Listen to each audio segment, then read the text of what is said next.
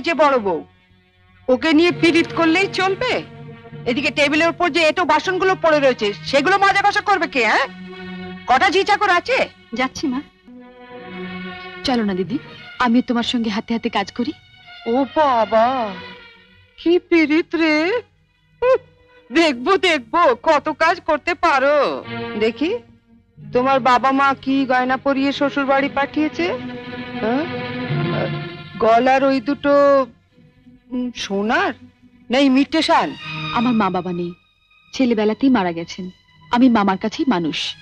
ও, মা বাবাকে খেয়ে বসে আছো? ধন্যি মেয়ে। এখানে এসে আবার তো নতুন করে মা পেলাম। ও বাবা, কি কাব্য মারা কথা রে বাবা! শিখে নাও মেজো বউ, শিখে নাও। আমার বাবা ওসব ন্যাকামি আসে না। না, খোলো দেখি হাতটা। দেখি দেখি দেখি দেখি ছোট বউয়ের মুখখানা দেখি। তোকে আবার কি খবর দিল? বাহ, রন্টুর বউ ভাতে যাবো বলে তৈরি হচ্ছে, হঠাৎ তনু গিয়ে বলল, তা মা তোমার ছোট বউয়ের মুখখানা তো বেশ।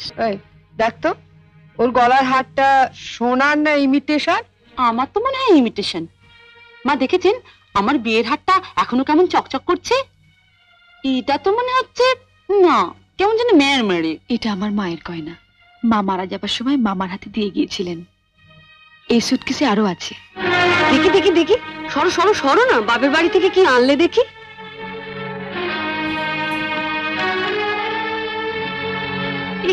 এ কি শাড়ি গো! ই মেয়ে, এ নিশ্চয়ই কোনো ভিখারি বাড়ির মেয়েকে বিয়ে করেছে তনু। আমাদের বাড়ি ঝিরাও এর কাপড় পরে না। দেখ দেখ, বাবা লাল লাল হয়ে যাচ্ছে পাউডার। মা মা আমি ঠিক বলছি মা, এ নিশ্চয়ই কোনো বস্তি বাড়ি মেয়ে, নইলে বিয়েতে কেউ এরকম শাড়ি দেয়? দেখ দেখ, বাহ, এই শাড়িটা কিন্তু বেশ, তাই না মেজে বৌদি? মোটামুটি। মা আমাদের এখন আমাকে একটু মানিয়েছে। খুব সুন্দর মানিয়েছে। ভালো, খুব সুন্দর। আমি এই শাড়িটা নিয়ে যাচ্ছি, রন্টুর বউ ভাতে পরে যাব। শোনো, রাত্রিবেলায় ভালো করে আমি এসে সুটকেসটা ঘেটে দেখবো, কিছু যেন শরীর রেখো না। মা নজর রেখো। শাড়িটা রেখে যাও। রেখে যাবে মানে? শুনলে না, ও এটা পরে ওর বন্ধুর বউ ভাতে যাবে। বউ ভাতে যাবে? নিজের শাড়ি পরে যাক।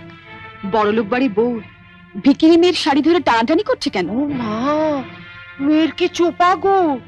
আসতে না আসতে। আমি বলছি শাড়িটা ছাড়ো। না, আপনার মেয়ে না বলছিল আমার মামা যেসব শাড়ি দিয়েছে তা নাকি ওদের বাড়ি ঝিও পড়ে না? তামা, আপনি আপনার মেয়ের বিয়েতে এমন একটা শাড়িও দিতে পারেননি যেটা পরে রন্টুর বউ ভাতে যেতে পারে? আপনি তো দেখছি মা আমার মামার চেয়ে বেশি বিকিরি। কি কি বললে তুমি আমার মাকে? বুকে খুব বাজলো না? ঠিক আমার বুকেও এমনি করে বেজেছিল যখন তুমি আমার পিতৃতুল্য মামাকে বিক্রি বলেছিলে। চুপ কর ছোট।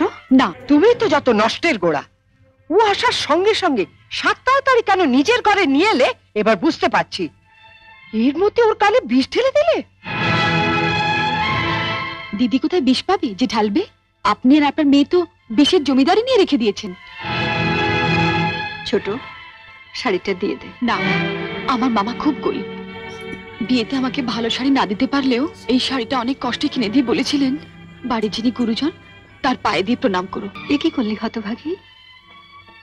মা থাকতে আমাকে, ছোটবেলায় মাকে হারিয়েছি, কত আশা নিয়ে বাড়িতে এসেছিলাম, নতুন করে আবার মাকে পাবো।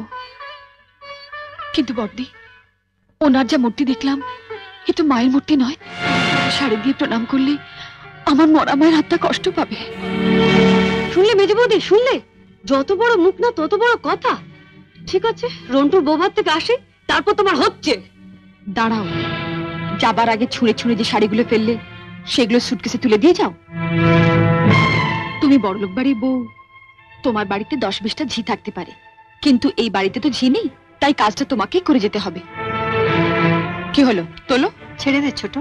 তুমি চুপ কর বড়দি। রন্টুর বউ ভাতে যেতে গেলে কিন্তু এই কাজটা করে দিয়ে যেতে হবে ঠাকুরজি। আমার বাড়িতে? মা, কি ডাকাত মেয়ে রে বাবা! যাই, ওনাকে বলি গিয়ে যাই। তুমি কোথায় যাচ্ছ? শাড়িগুলো তোলো। মেজো বৌদি, ও বড় বৌদি, ছাড়, ছেড়ে দে ছোট, ছেড়ে দে, নইলে কিন্তু রন্টুর বউ ভাতে যেতে দেবো না। তোলো।